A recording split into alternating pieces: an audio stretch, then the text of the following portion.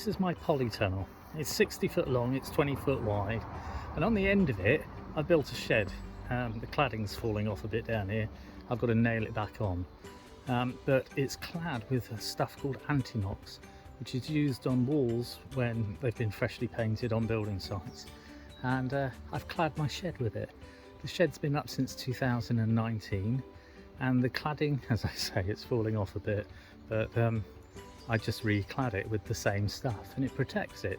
I've got some stairs that go up. They go up onto the roof, and I sit on the edge of the roof and watch the sunset. You can see there's a chimney there because I've got a wood burner in the shed, which kind of heats the polytunnel in the winter. The shed itself is made out of pallets, and I've kind of got an extension bit on this end here, as you can see, which has got the wood burner in. I'll take you inside. Inside, as you see, there's a wood burner, and the inside is clad with bits of ply, and it's any bits of ply that I could find and could get my hands on.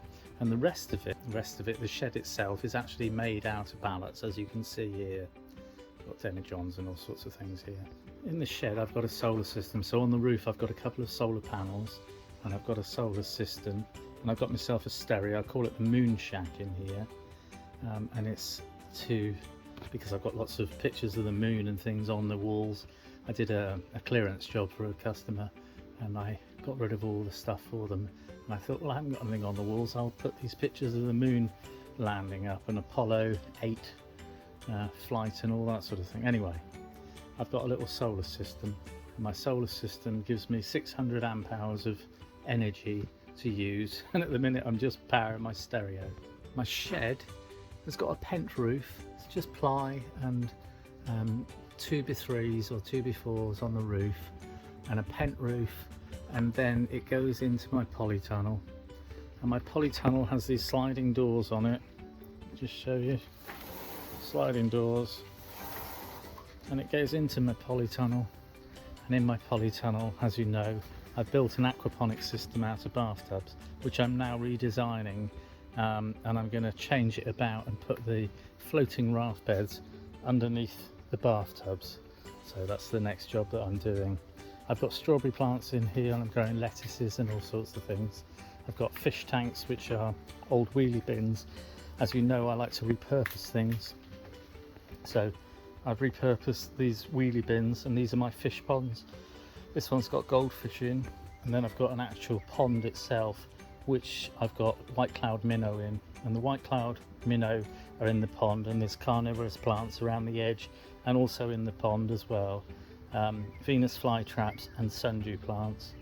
And the white cloud minnow go in the system when it's up and running to keep the mosquitoes down and the mosquito larvae. I've also got tubs, and they've got red cherry shrimp in, and it's to keep the algae down in the system as well. Bathtubs are the media beds, and in each one there's a bell siphon.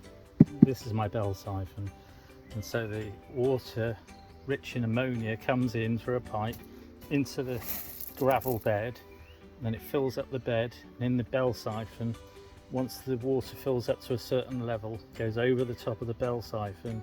The bell siphon automatically works, and it sucks all the water out of the bathtub, which flows into the floating raft bed. Well, it will do when it's running, as I say. At the minute it's just full of algae and it's looking a mess. But this is the bathtub aquaponics system, which will be run on the solar, not just my stereo. I do lettuces, different types of lettuces. I've got corn on the cob to put outside. I do tomatoes, I do peas, beans, pumpkin and squash. In the bed under here, this is going to be a lettuce bed, but because I use the Wormbin compost, I'll show you in a minute, because I use the Wormbin compost, it's got lots of seeds in, and a lot of them are tomato and pepper seeds, which are growing through. So I'm just letting them grow on a bit, and then I'm going to use those ones as well. We call them just free tomato seeds basically that are in here, and peppers. So once they've grown on a little bit, I'll prick them out into their own pots, and I'll be able to grow them as tomatoes for this season as well. So as I say, I've got a Wormbin bathtub, and it's basically a bathtub with some compost in.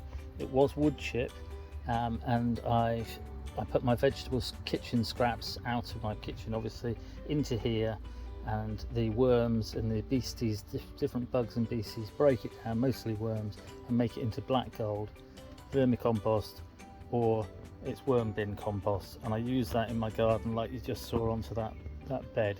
And on that bed, like in here, there are baby tomato seeds growing. So different repurposed things. As you can see, my shelf is actually made out of half of a toolbox as a shelf. It is a shelf and it's got my stereo on. The bathtub Wormbin is obviously a bathtub. The bathtub media beds, they're obviously bathtubs, and then I made floating raft beds, and the wheelie bins are the ponds. The pallet shed's made out of pallets obviously. Everything's repurposed, as I say. I just wanted to say welcome to my YouTube channel, to all of those new subscribers. Thank you for subscribing to my channel. I hope you're enjoying my content. A lot of it is about animals and wildlife and just silly things. And there's lots of little birds flying about. We've got a little grate pit there, drinking water out of the plastic tub. I do feed them. I give them peanuts and things like that on a makeshift bird table that I made, which is there, made out of an old pallet and an old crate. The shed's got gutters on, the polytunnel's got gutters on, and I've got ponds that save water out in the field as well. But yeah, welcome to my channel. Welcome to everyone who's watching all over the world. It's nice to see that there's so many people watching it from all over the place. I hope you're enjoying it, as I say, and long may it continue. If you've got any friends who like gardening, animals, wildlife, all that sort of thing, if you can encourage them to subscribe as well, it'd be nice to have them on board as well. Anyway, cheers.